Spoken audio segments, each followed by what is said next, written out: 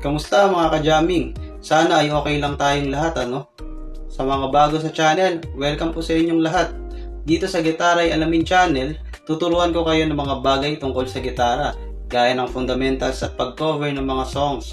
Tatalakayin din natin sa ibang videos ang iba't ibang techniques na pwede nating magawa sa gitara.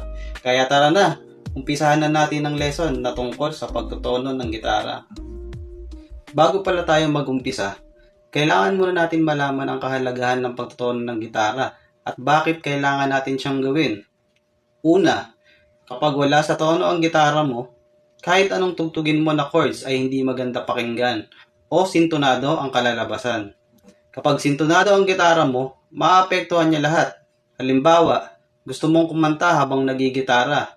Kapag wala sa tono ang gitara mo, madadamay ang boses mo at mawawala din ito sa tono dahil gitara ang guide ng boses mo sa bawat tono na gusto mong kantahin. Pangalawa, darating ang time na makikipag-jamming ka sa ibang musician. Kailangan nasa tono ang gitara mo dahil malaki ang epekto nito sa blending mo sa ibang instrumento. Kahit nakatono ang instrumento nila, pero yung gitara mo hindi nakatono, pangit pa rin pakinggan ang output ng tunog. Iilan lang yan sa mga kahalagahan ng pagtotono ng gitara mga ka-jamming. Kaya ang palagi nating tatandaan, magtono bago tumugtog ng kahit ano sa gitara, okay? O tara na, umpisahan na natin ang lesson. Ang una mong tatandaan sa pagtotono ng gitara ay ang mga notes ng strings kapag naka-open sila. Ibig sabihin, yung wala kang pinipress o pinipindot. Ang standard tuning ng gitara ay may notes na E, A, D, G, B, E. Note, maraming klase ng guitar tuning. May open D, drop D, at kung ano-ano pa. So, depende na lang yun sa mga kanta na paggagamitan, ano? Para madali mong matandaan ang notes ng bawat string, gamitin mo lang ang mga initials ng mga words na ito. Simula 6 string pababa, Eddie, 8, Dynamite, Goodbye, Eddie.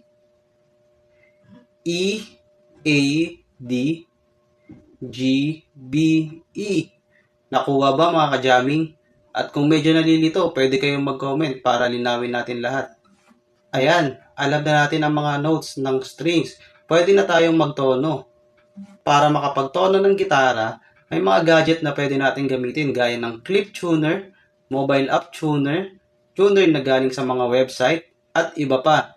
Kung ako ang tatanungin, mobile app ang palagi kong gamit kasi madali siyang ma-access. Palagi ko kasing dala ang aking cellphone. Okay, i-demo ko na ang pagtono ng gitara. Kadalasan, para maitaas natin ang tono or pitch ng string, ay kailangan natin iikot ng counterclockwise o pakaliwa ang tuning peg ng string na kailangan itono. Pabaliktad naman pag gusto mong babaan or ibaba yung pitch ng string. So ayun na ang punto nun mga ka-jamming. For example, ang desired note natin sa string na to ay E, pero D ang lumalabas sa tuner. Kailangan natin siyang taasan o pihitin pakaliwa para tumaas ang pitch ng string na to at mapunta siya sa E. So pag nakita naman natin na F ang lumalabas dito, mas mataas siya sa E, kailangan natin siyang ibaba at ikutin ng pakanan, which is counterclockwise. So eto na ang sample ng pagtotono mga ka-jamming. So umpisahan natin sa pinakataas na string or string number 6. So para sigurado tayo kung ano ang pipihitin sa string number 6, pwede natin i-trace yan papunta dito. So eto ang pipihitin na tuning peg sa string number 6. Sasample muna natin, no? Binabaan ko siya para makita natin kung paano nagbabago sa tuner. Ayan, naka-E flat siya. Pag naka-flat, tatandaan natin mas mababa yan ng konti dun sa desired natin na pitch, which is E. So, kailangan natin siyang pihitin pataas or pakaliwa, no? Ibig kong sabihin ay pihitin natin, pataasin natin yung pitch niya. Ayan. Nakikita natin yung kamay nung tuner, umaangat, no? Ayan. Dapat mapunta yan sa green at dun sa gitna, yung may 0. Sa ganun, malaman natin na nakatono na siya.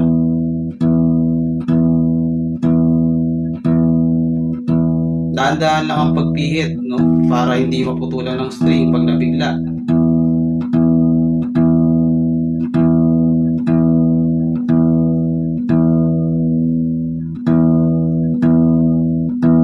So, kakalabitin mo lang nakakalabitin yung string na yan.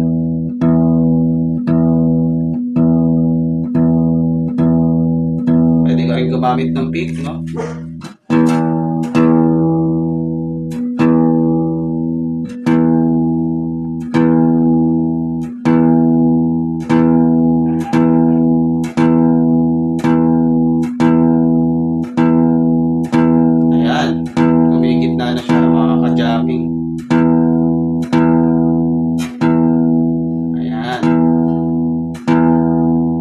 Gagawin lang natin yan sa iba pang string. Ang sunod natin ay 8 or A, no? Edi 8. So, mas mababa rin ng konti. Pipiliin lang natin ng konti yan. Si 8 hanggang gumit na. So, eto siya sa gitna dito.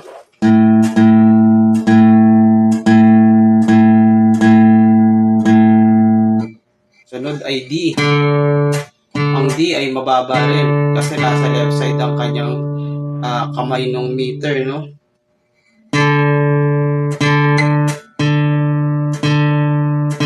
Sumobra, kaya pipihit tayo ng pakanan para bumaba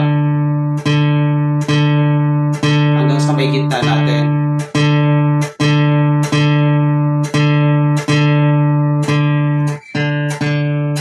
Ayan. Sunod naman ay si good or yung G, string number 3. Sititrace natin yan. Ito siya, yung nasa dulo. No?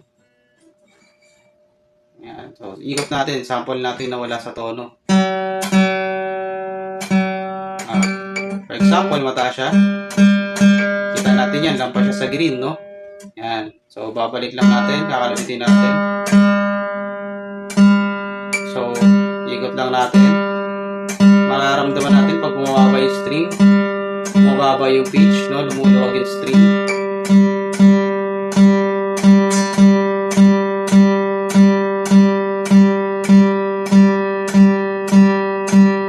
Ayan. So, sunod ay yung string number 2, si B, no?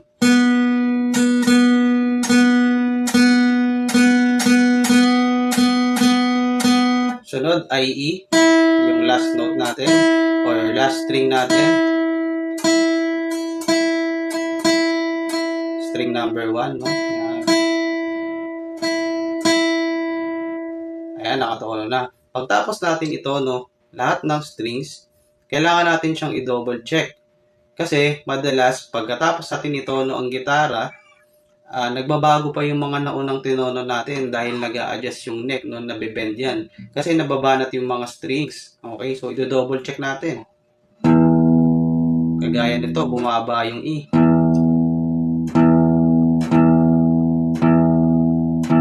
Lang natin ulit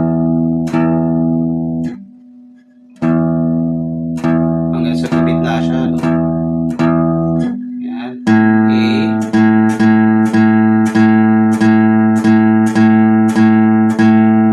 B, D pala, sorry. Dynamite, G,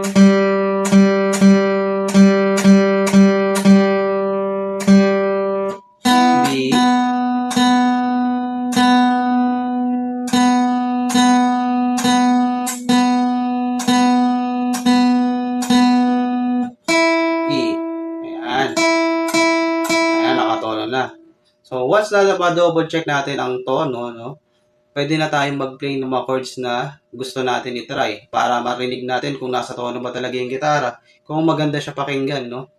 Yan. Pwede rin tayong kumanta, no, mga gusto nating kanta. For example,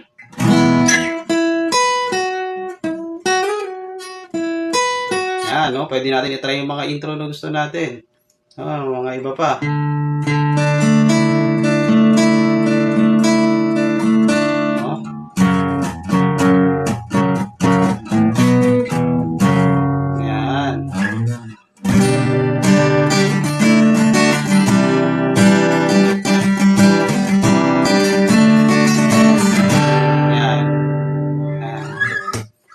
kapag sa tingin nyo ay okay na, yan, ready na kayong tumugtog. Ready na kayong mag-practice at pwede nyo lang gawin yung mga gusto nyong gawin sa gitara nyo, no? Kagaya ng pag-practice ng mga kanta or pag-cover, pag-play ng kung ano-anong riff or guitar solo. Salamat mga ka-jamming sa panonood sa lesson natin ngayong araw. Sana marami kayong natutunan. Kung nagustuhan mo itong lesson, huwag kalimutang mag-like, mag-subscribe at i-click ang bell para updated ka sa mga susunod nating jam or lesson. At kung meron kang nalimutan sa mga na-discuss natin sa video, pwede nyo itong i-comment para maging aware din ang iba nating ka-jamming. Salamat ulit at kita-kits tayo sa susunod na videos.